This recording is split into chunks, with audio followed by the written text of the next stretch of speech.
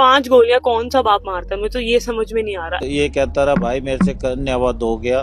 थाने में भी कहा उसने कि मेरी ऐसी रिपोर्ट बनाओ कि जो मेरे को कानून फांसी चढ़ा। 25 साल की राधिका यादव बाय प्रोफेशन एक टेनिस प्लेयर और हरियाणा की टॉप 5 में गिनी जाती थी। 57 टूर्नामेंट्स, 58 गोल्ड मेडल्स और ITF वुमेन डबल्स में 113वीं रैंक। वो देश की अगली सानिया मिर्जा बनना चाहती थी और बनने लायक थी भी। पर 10 जुलाई 2025 को गुरुग्राम के अपने ही घर में राधिका खून से लथपथ मिली और कुछ घंटों बाद अस्पताल में उसे मृत घोषित कर दिया गया। पहले लगा किचन में हादसा हुआ है, लेकिन पोस्टमार्टम में सामने आया राधिका को गोलियां मारी गई थी और जिसने गोली चलाई थी वो कोई और नहीं, उसका पिता दीपक यादव था। लेकिन क्यों? क्या राधिका ने कुछ गलत किया था? दीपक यादव ने पुलिस को बताया, लोग कहते थे कि मैं अपनी बेटी की कमाई खा रहा हूँ। उसके कैरेक्टर पर उंगली उठाते थे। मैंने उसे एकेडमी बंद करने को कहा, लेकिन उसने मना कर दिया। गुस्से में मैंने गोली मार दी, लेकिन सच इतना आसान नहीं था। राधिका की लाइफ पर नजर डालें तो वो हमेशा पिता की निगरानी में रहती थी। बचपन से टेनिस, पढ़ाई, टूर्नामेंट, सब कुछ वही। 2024 में पहली बार उसने एक्टिंग में इंटरेस्ट दिखाया, एक म्यूजिक वीडियो किया, वो भी फैमिली की परमिशन से। पर उसके बाद सब कुछ बदलने लगा।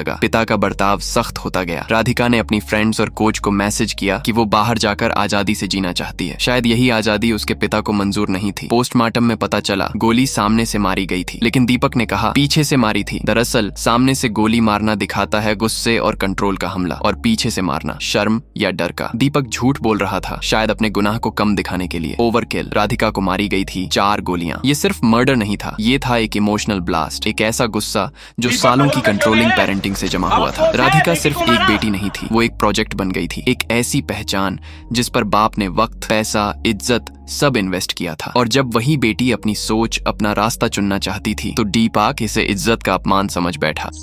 मैं कल उसके घर गई हूँ तो मुझे पता चला है कि एक्चुअली उसका मर्डर पिछले 3 दिनों से प्लान हो रहा था। Went to the cremation and वहां जाके मुझे ये चीज पता लगती है कि उसके डैड एक्चुअली 3 दिनों से उसकी डेथ प्लान कर रहे थे।